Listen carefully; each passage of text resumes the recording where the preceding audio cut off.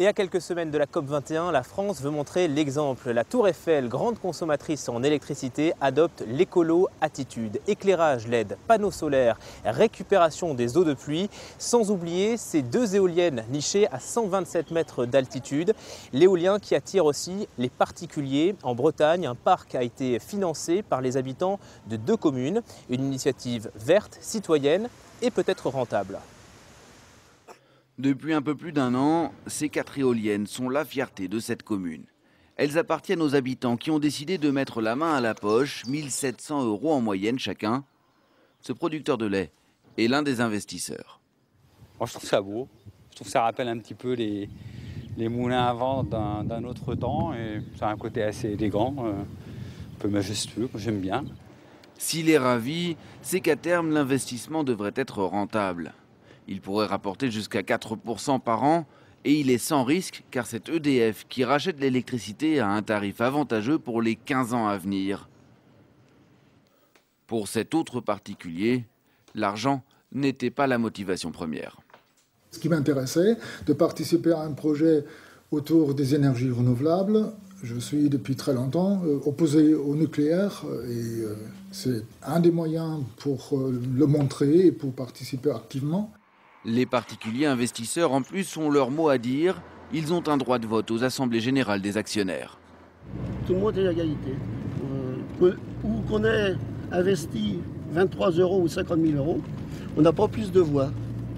À Plélan-le-Grand, autre commune de la région, des habitants ont eux aussi décidé de s'acheter 4 éoliennes. Elles tournent pratiquement toute l'année et le village est devenu autosuffisant en électricité. Notre parc aujourd'hui couvre l'intégralité du besoin en électricité du territoire communal où il y a 3 500 habitants, plus des entreprises et bâtiments communaux. Des communes qui, elles aussi, y trouvent un intérêt, même quand l'investissement est privé, comme ici, dans le Nord-Pas-de-Calais, le plus grand parc éolien de France. La mairie prélève une taxe annuelle sur les gains, 600 000 € environ, une somme qui a par exemple servi à financer cette crèche ou rénover ce bâtiment administratif. Sans la manne inespérée des éoliennes, jamais nous aurions pu mener à terme tous nos projets. Notre budget est passé de 1 500 000 € à 5 millions d'euros, rien qu'avec les retombées des éoliennes.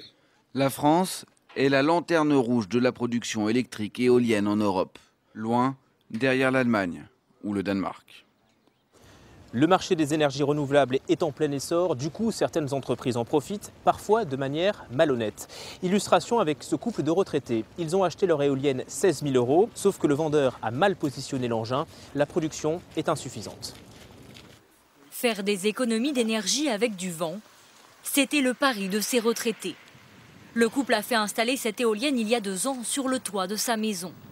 Cette idée, ils l'ont eue dans une exposition sur les énergies renouvelables. Le discours du vendeur a fini de les convaincre.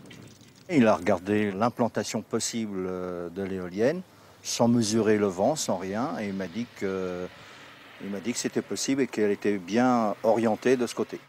Le commercial l'assure à ses clients, cette éolienne, c'est une affaire en or. Elle produira de l'électricité, ensuite revendue à EDF. Mais les retraités découvrent vite un gros problème. L'éolienne est mal positionnée. Là, concrètement, elle produit l'électricité, l'éolienne ? Là, oui. À ce niveau-là, ouais. Quelques secondes. Voilà, c'est fini. Donc ça marche pas. Non. Non. Normalement, une installation doit tourner rapidement, en continu. Celle-ci ne produit donc pas assez d'électricité pour être rentable, contrairement à la promesse du vendeur. 16 000 € d'investissement, 1 kW en 6 mois, je serais mort, ça ne sera pas amorti. Éoliennes, panneaux photovoltaïques, pompes à chaleur, des énergies renouvelables à la mode. Pour certains, c'est un bon moyen de faire des économies d'énergie. Pour d'autres, une bonne affaire en revendant le surplus d'électricité à EDF. Dans ce marché florissant, des entreprises n'hésitent pas à user de pratiques commerciales douteuses. Pour le démontrer, nous avons fait un test. Voici une maison témoin et des propriétaires complices. Bonjour. Pour notre démonstration, nous avons dans un premier temps fait venir un expert indépendant, spécialiste thermique.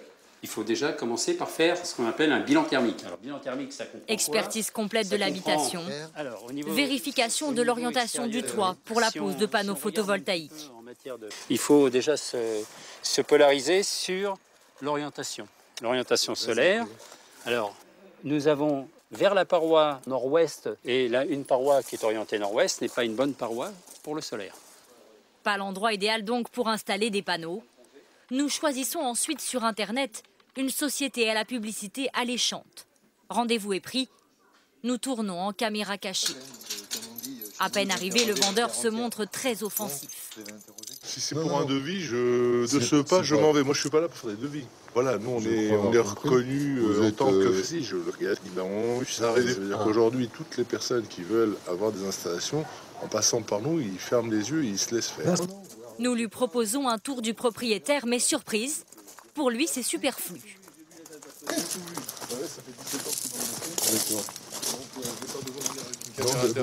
Il n'y a pas besoin de faire un test thermique ? Immédiatement, le vendeur nous vend ses panneaux aérovoltaïques. Malgré notre orientation nord-ouest, il l'assure, nous pourrons revendre une partie de l'électricité.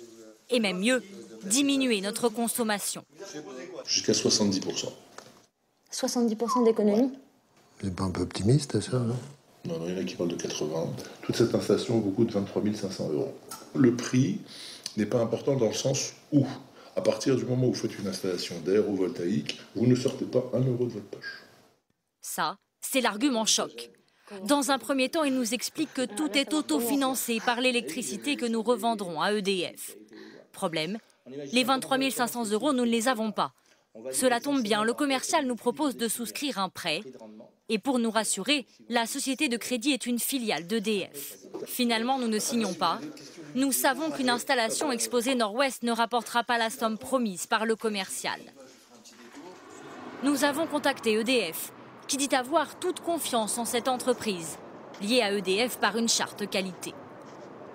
Nos partenaires sont incités dans le contrat à adopter une démarche commerciale éthique et à adhérer à des dispositifs qui protègent les consommateurs. Denis Brisson, lui, a souscrit un contrat pour s'équiper en photovoltaïque avec une autre entreprise.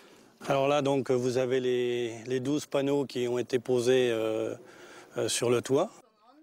Pour financer ces panneaux, il a contracté un crédit, 159 € par mois. Problème, la revente de l'électricité ne lui rapporte que 190 € par an. Aujourd'hui, il regrette de s'être précipité pour signer. Il prétend qu'il n'avait pas compris et qu'on lui aurait un peu forcé la main. Mais en fait, c'est le commercial qui effectue le démarchage pour la banque. Et donc, c'est lui qui s'occupe du dossier de crédit. Et le temps qu'il l'envoie à la banque, quand vous recevez le contrat avec le tableau d'amortissement, vous êtes hors délai de rétractation. Question de ça, c'est des pros. Et sur l'arnaque, ils en connaissent un bout. Denis Brisson a porté son affaire devant les tribunaux. Il réclame l'annulation de son crédit. En France, environ 15 000 personnes ont déjà porté plainte dans ces dossiers d'économie d'énergie.